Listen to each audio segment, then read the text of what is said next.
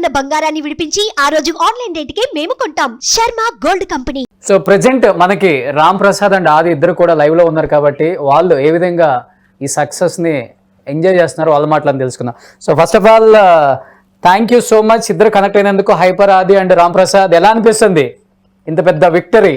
పవన్ కళ్యాణ్ గారి 10 ఏళ్ల కష్టానికి ఈ రోజు సరైన ఫలితం వచ్చింది. ఆ ఏపీ రాజకీయాల్లో ఇంత పెనుమార్పు రావడానికి one of the major reason Pawan Kalyan గారు. ఆయన 10 ఏళ్ల నుంచి ఎన్నో, అంటే ఒక పార్టీని సొంత డబ్బుతో నిలబెట్టడం అనేది మేళ్ళు. అంటే 2 చోట్ల 2019లో ఓడిపోయినా సరే తట్టుకొని అన్ని దాటుకొని పార్టీని నిలబెట్టడమే కాకుండా కార్యకర్తలని, అలాగే కరెక్ట్ గా ఎప్పుడైతే చంద్రబాబు నాయుడు గారు జైలుకి వెళ్ళిన సందర్భంలో ముందుకొచ్చిన ఒకే ఒక వ్యక్తి పవన్ కళ్యాణ్ గారు. జైలు ముందే ఆ రోజు కూటమి అనౌన్స్ ఎప్పుడైతే చేశారో ఆ రోజే స్ట్రాంగ్ గా ఫిక్స్ అయ్యారు మళ్ళీ ఈసారి కూటమి రాబోతుందని. కాబట్టి ఈ విధంగా ఒక మేజర్ పాత్ర పోషించి, అంతేకాకుండా 10 ఏళ్ల నుంచి ఎన్నో అవమానాలు, ఎన్నో తిట్లు, ఎన్నో కష్టాలు, అవమానాలు మాటలు పడి ఈ రోజు పవన్ కళ్యాణ్ గారు ఈ అంటే ఈ సక్సెస్ ని మేము పవన్ కళ్యాణ్ గారి కళల్లో ఆనందమే మా అందరికి సక్సెస్. చూసారా ఆది పవన్ కళ్యాణ్ గారిని చూసారా, కలిసారా? లేదు, మేము ఇక్కడ హైదరాబాద్ ఉన్నాము. అక్కడ కళ్యాణ్ గారు రేపు ఇప్పుడు చంద్రబాబు నాయుడు గారిని కలవడానికి వెళ్తున్నారు. కలిసిన తర్వాత వాళ్ళు మాట్లాడుకున్న తర్వాత నెక్స్ట్ మళ్ళీ మేమందరం అక్కడికి వెళ్ళి కళ్యాణ్ గారిని కలవడం జరుగుతుంది. అది మీరందరూ కూడా పార్టీలకు అతీతంగా మాట్లాడితే, ఎందుకంటే పవన్ కళ్యాణ్ గారు అంటే అమితమైన ఇష్టం నీకు ఫస్ట్ నుంచి కూడా. రకరకాల కామెంట్స్ నీ మీద చేసినప్పటికి కూడా మెగా జపం చేస్తాడు, కావాలని ఏదో ఒక పంచు డైలాగులతో, ఓవర్ డైలాగులతో, ఓవర్ హైప్ తో తెచ్చుకోవడానికి ఆది రకరకాలుగా నానా కష్టాలు పడుతున్నారని మిమ్మల్ని ఎన్ని ట్రోల్స్ చేసినా గానీ మీరు ఆ కుటుంబం కోసం, ఆ వ్యక్తి కోసం అంతగా నిలబడ్డారు కదా. ఏమనిపిస్తుంది ఇవన్నీ దాటుకొని ఈ రోజు ఇంత పెద్ద విజయం? చెప్తున్నాను, గుళ్ళో చేస్తారు కదా భజన అని. ఆ గుళ్ళో చేసే భజన అనే దానికి పవిత్రమైన అర్థం ఉంటే నేను పవన్ కళ్యాణ్ గారికి చేసేది కూడా భజన. మీరు దాన్ని రాసుకోవచ్చు.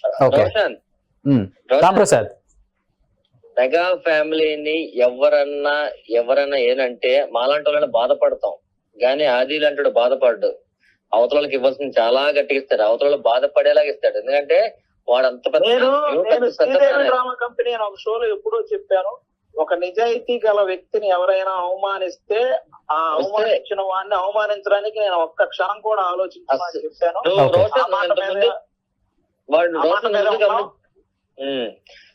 ముందు జబర్దస్త్ షోనే, ఎందుకంటే జబర్దస్త్ షో అంటే ఆదికైనా మా అందరికీ చాలా ఇష్టం. జబర్దస్ట్ షోనే ఒకసారి కించపరిస్తే ఆది వెళ్ళి, అప్పుడు ఆది ఇంకా కొత్త, మేమందరూ సీనియర్, ఆది వెళ్ళి డిబేట్ లో కూర్చొని కత్తి మహేష్ లాంటి వ్యక్తికే గట్టిగా గట్టి వార్నింగ్ చేయడం మనం ఏంటి. ఆది ఇప్పుడే అందుతుంది లైవ్ అప్డేట్. పిఠాపురంలో బాజీ మెజార్టీ దిశగా పవన్ కళ్యాణ్ 11వ రౌండ్ ముగిసేసరికి 50,234 ఓట్ల ఆధిక్యంలో పవన్ కళ్యాణ్. ఎలా అనిపిస్తుంది? అది 1,00,000 వరకు వెళ్తే మేము అనుకున్నది జరిగినట్టు. మేమందరం ఫస్ట్ నుంచి చెప్తుందా 1,00,000 మెజారిటీతో గెలుస్తారని. అక్కడ వరకు వెళ్తే మేము ఇంకా హ్యాపీ.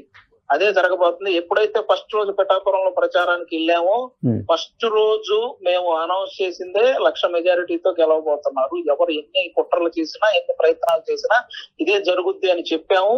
ఆ రోజు తీసుకున్న డెసిషన్ ప్రకారమే మా జబర్దస్త్ వాళ్ళు కానీ, నేను కానీ, రాంప్రసాద్ కానీ, గెటప్ సీన్ కానీ, అలాగే సుధీర్ అన్న కానీ, ఇలా చాలా మంది, ఇంకా సినిమా సెలబ్రిటీస్ చాలా మంది కూడా వచ్చారు. ఇంకా మేమైతే కొంచెం నాగబాబు గారి సలహాతో 21 చోట్ల కూడా ఆల్మోస్ట్ జనసేన నిలబడ్డ 21 చోట్లకు కూడా వెళ్ళడానికి ప్రయత్నం చేశాం. ఆల్మోస్ట్ ఒక 19 అయితే పూర్తిగా కవర్ చేశాం. అలా తిరిగి ప్రచారం చేసాం అనమాట. ఎందుకంటే అది ఓన్లీ పవన్ కళ్యాణ్ గారి మీద ఉన్న అభిమానంతో, ఆయన పడుతున్న కష్టం, ఆయన చేసిన సహాయ కార్యక్రమాలు ఇవన్నీ దగ్గర నుంచి చూసిన వాళ్ళం కాబట్టి. ఓకే, సో కొన్ని కోట్ల మంది కోరిక హైపర్ ఆది అండ్ రామ్ ప్రసాద్, కొన్ని వేల పవన్ కళ్యాణ్ అనే నేను అసెంబ్లీలో ఎప్పుడెప్పుడు ప్రమాణ స్వీకారం చేస్తారనేది. బట్ మీరు ఎలా చూడాలనుకుంటున్నారు ఆయన్ని ఆంధ్రప్రదేశ్ క్రియాశీలక రాజకీయాలలో? రణస్థలం సభ జరిగినప్పుడే నేను ఈ మాట చెప్పాను. నాకే కాదు ఆంధ్రప్రదేశ్ ప్రజలందరికీ ఉన్న కోరిక కొనితెల పవన్ కళ్యాణ్ అనే నేను ఆ మాట వినాలని. ఇది నేను రణస్థలం అప్పుడే చెప్పాను. ఇప్పుడు నేను చెప్పే కదా, నువ్వు బాహుబలి సినిమాలో ఇంటర్వెల్ సీన్ చూడబోతున్నావు అంతే. సో అందరూ కూడా ఆల్రెడీ విజయేంద్ర ప్రసాద్ గారు లాంటి వాళ్ళు ఒక మాట అన్నారు, బాహుబలి ఇంటర్వెల్ సీను నేను పవన్ కళ్యాణ్ గారిని ఊహించుకునే ఆ సీను ఆ పేపర్ మీద రాయటం జరిగింది, అలాంటి అరుపులతో ఉండే సీన్ అని విజయేంద్ర ప్రసాద్ గారు చెప్పారు. అది రియాలిటీలో జరగబోతుంది. సో ఎన్నో అవధులు ఆటంకాలు ఎదురైనప్పటికి కూడా మీరు ఒక మనిషి నిజాయితీ వైపు నిలబడ్డారు కాబట్టి నిజంగా మీకు అందరూ కూడా యాక్సెప్ట్ చెప్పాలి. ఎందుకంటే ఒక రకంగా చెప్పాలంటే చాలా అవధులు ఎదుర్కొన్నాడని చెప్పుకోవచ్చు అది ఈ మధ్య కాలంలో ఒక రకంగా చెప్పాలంటే. బట్ అందరూ అంటున్నారు ఎందుకంటే ఇప్పుడు కాదు, మార్చి 14, 2014లో జనసేన ఆవిర్భావ దినోత్సవం జరిగినప్పటి నుంచి జనసేనకు సపోర్ట్ గానే ఉంటున్నాం. జనసేన గురించి ఎవరైనా తప్పుగా మాట్లాడితే ఎదురు తిరిగి మాట్లాడుతున్నాం. అవతలోడు మమ్మల్ని సోషల్ మీడియాలో మా అమ్మల్ని తిట్టాడు, మా నాన్నలను తిట్టాడు, మా ఫ్యామిలీలో వాళ్ళని కూడా ట్రోల్ చేస్తూ ఎన్నెన్నో చేశారు. వాటన్నిటికీ కూడా ఎదురుకి నిలబడ్డాం. ఎందుకంటే ఏదో ఒక రోజు నిజాయితీ గెలుస్తుందని నమ్మాం. అది ఈ రోజు జరిగింది. 10 సంవత్సరాల మీ ఓపిక అంతే. లాస్ట్ టైం ఇలాగే రిజల్ట్ రోజు కూర్చుంటే 2019లో ఆల్మోస్ట్ కళ్ళమ్మడి నీళ్లు ఒక్కటే తక్కువ. పవన్ కళ్యాణ్ గారు లాంటి వ్యక్తి 2 చోట్ల ఓడిపోతుంటే దాన్ని వీళ్ళు ఎగతాళి చేస్తూ టీవీల్లో గాని బయట గాని ఇలా మాట్లాడుతుంటే చాలా చాలా చాలా చాలా బాధపడ్డాం. ఈ రోజు ఆ బాధకి 100 రెట్ల ఆనందాన్ని మేము ఈ రోజు పొందుతున్నాం. కళ్యాణ్ గారు గెలవటం గాని, ఆయన నిలబడ్డ ప్రతి వ్యక్తి గెలవటం గాని.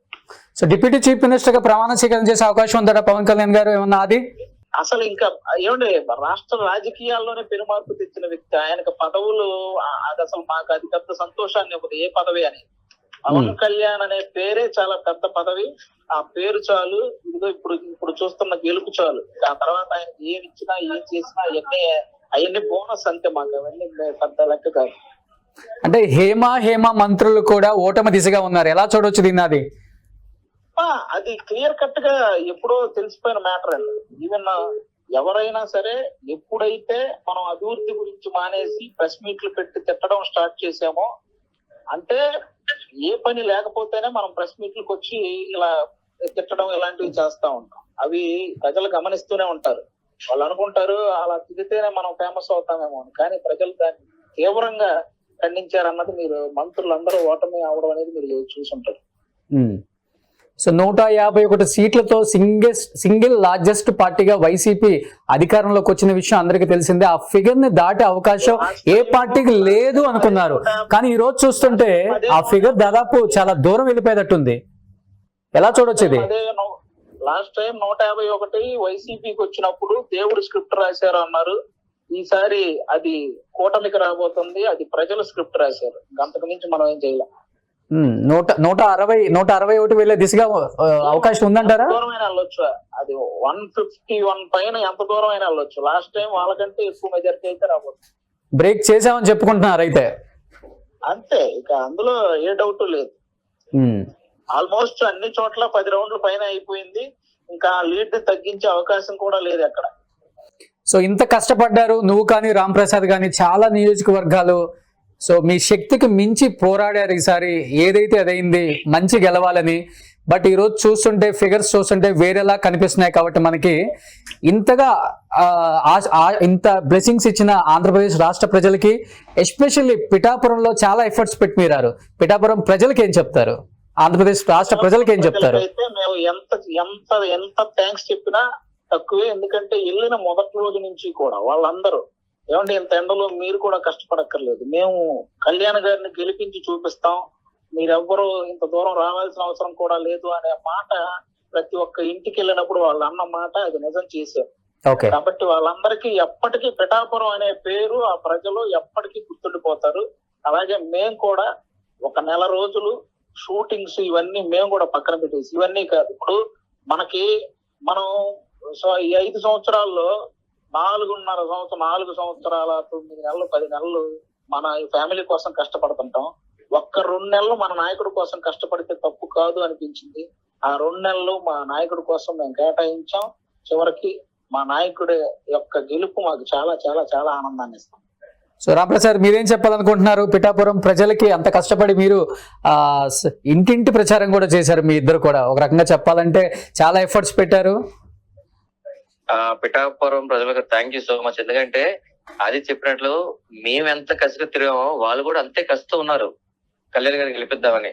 సో ఇప్పుడు అదే రిజల్ట్ గా వచ్చింది ఇప్పుడు మనకి. సో అది మాట అన్నాడు, పిఠాపురం ప్రపంచం అంతా తిరిగి ఒకసారి చూస్తున్నారు కదా, ఆ చూసే రోజులు స్టార్ట్ అయ్యి ఖచ్చితంగా అది జరుగుతుంది కూడా. సో నిజంగా థ్యాంక్ యూ సో మచ్ ఇద్దరికి, ఆది అండ్ రామ్ ప్రసాద్. కొంచెం బిజీగా ఉండి కూడా లైవ్ లో జాయిన్ అయినందుకు. మనం గెలిస్తే అవతల అంత ముందు వాళ్ళంతా తొక్కేస్తాం ఇక్కేస్తాం ఇవన్నీ ఒక్క మాటలు బ్రదర్. ఎప్పుడైనా సరే వైసీపీ కార్యకర్తలు ఎవరైతే ఉన్నారో వాళ్ళ మీద ఎవ్వరికి ఇంచెత్తు కోపం కూడా ఎవరికి ఉండదు. ఎవరైతే నాయకులు ఉన్నారో వాళ్ళ మీదే కోపం ఉంటది. కాబట్టి కార్యకర్తలను ఎవరిని కూడా ఎవరి జోలికి కూడా మా వాళ్ళు గాని ఎవరు గాని వెళ్ళరు. ఎందుకంటే కార్యకర్తలు అనే వాళ్ళు వాళ్ళ పని వాళ్ళు చేస్తారు తప్ప వాళ్ళు ఎవరి జోలికి వెళ్ళరు. ఎవరైతే నాయకులు అలాగే సోషల్ మీడియాలో ఒక బ్యాచ్ ఉంటారు వాళ్ళ మీద మాత్రమే మా కోపం ఉంటది. ఎందుకంటే వాళ్ళు చేసింది మాత్రం చాలా చాలా పెద్ద మిస్టేక్. నాయకులు గాని సోషల్ మీడియాలో ఎవరైతే ఈ సోషల్ మీడియా రన్ చేశారో వాళ్ళు మరీ విపరీతంగా చాలా మంది ఫ్యామిలీస్ ని మీరేమో ఆడవాళ్ళని చూడకుండా ఇలా ట్రోల్ చేసిన బ్యాచ్ ఉన్నారు. వాళ్ళని మాత్రం ఖచ్చితంగా వదిలేదు లేదు, అందులో డౌట్ లేదు. Okay, thank you so much Adi and Ram Prasad. Congratulations once again all the కూటమి మెంబర్స్ ఆల్సో.